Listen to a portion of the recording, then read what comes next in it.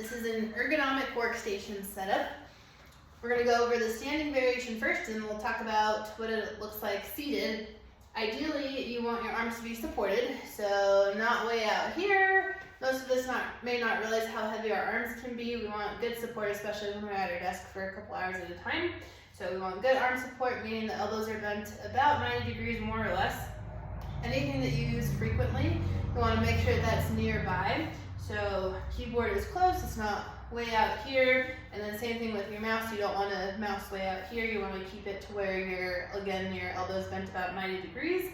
And then when you click, speaking of mouse, when you click, try to be gentle with clicking. Some of us don't realize how kind of strongly we can click, so just keep it as gentle as it can be to be effective. And then 2, you want to make sure that the height of your desk, assuming you're able to adjust the height, that it's not so high that you're keyboarding up here where your elbows are bent past 90 degrees or where your wrists are extended upward, or the opposite. You don't want it to be so low that your arms are not quite at the 90 degrees and or your hands are down here. So try to keep a straight line from your elbow down to your wrist and your fingers. Something to keep in mind as well when it comes to mousing is making sure that you're not deviating. You can see this better forward, that you're not deviating outward or inward. So again, think of that straight line going from your elbow down to your middle finger so that you're not putting unnecessary stress on your wrist or thumb. You ideally want the screen to be high enough to where the middle of the screen is about eye height. If you want to get really technical, it should be just a tiny bit higher than the height of your eyes, maybe 10 degrees, which is barely anything. So in general, if the center of the screen is about eye height, that's a good position to aim for. Even if it means stacking a couple of books on top of each other like I've done here. Now if my laptop were here, that would be too low for my eyes, but a good position for my arms. So just keep that in mind when you're positioning your workstation.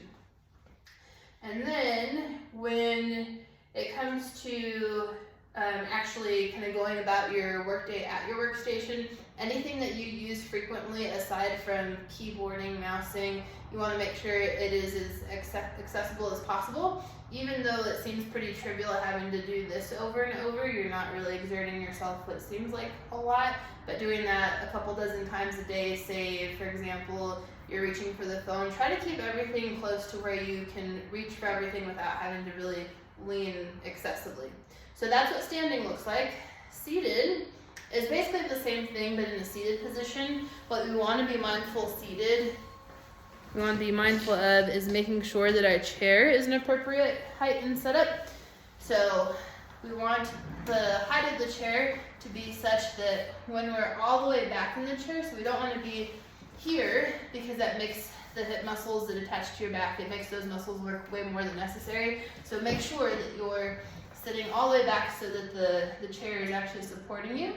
And then you want to make sure that your feet are flat on the ground.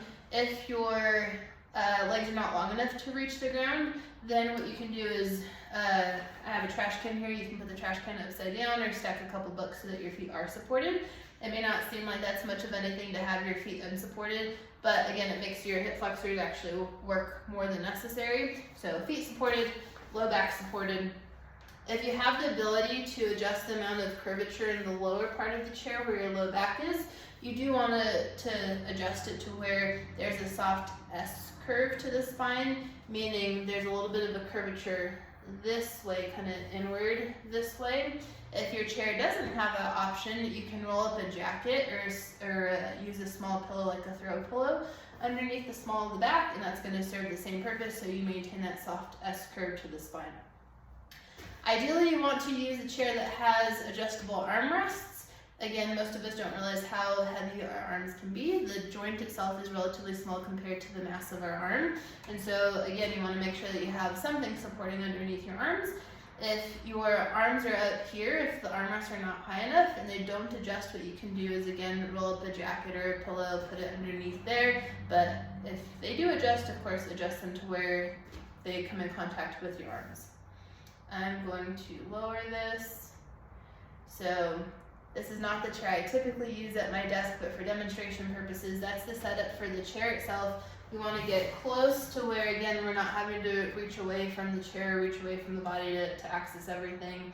And for my height, since this is the lowest that my desk goes, for my height, I want to be a little bit higher so that I'm able to get to that about 90-degree bend or so at the elbow.